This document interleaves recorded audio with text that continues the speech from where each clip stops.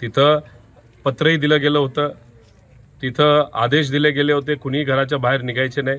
आणि मग कुठंतरी आपला प्रयत्न असा होता, जानकर साहेबांचा असेल नाही तर तिथं असणाऱ्या नागरिकांचा होता की दूध का दूध पाणी का पाणी झालं पाहिजे. जे काय आज ईव्हीएम बद्दल बोललं जातं, लोकांची शंका आहे. लोकशाहीमध्ये शंका असणं योग्य नसतं आणि त्या शंकेचं निरसन व्हावं अशासाठी तिथं असणाऱ्या ग्रामस्थांनी बॅलेट पेपरचं मतदान घेतलं होतं. पण दूध का दूध पाणी का पाणी होण्याऐवजी दाल में कुछ काला आहे अशा परिस्थितीमध्ये तिथं झालेलं आहे वातावरण. खरं तर इलेक्शन कमिशन आणि सरकारली तिथे एवढा पोलीस फाटा का पाठवला, का लोकांना मतदान करून दिलं नाही? शांततेत मतदान होणार होतं. मग काय गोष्टी समोर आल्या असत्या, कुठे ते चर्चेला एक विधान आलं असतं.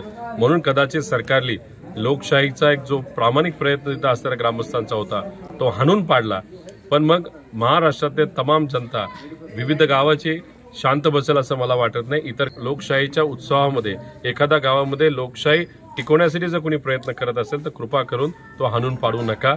लोकांना हे आवडणार नाही. संविधानावर विश्वास ठेवणारी आम्ही सर्वजण माणसं आहोत, त्यामुळे लोकशाही टिकावी यासाठी आम्ही सर्वजण शेवटपर्यंत प्रयत्न करत राहू. महाराष्ट्रातील सर्व बातम्यांचे विश्वासार्ह व्यासपीठ,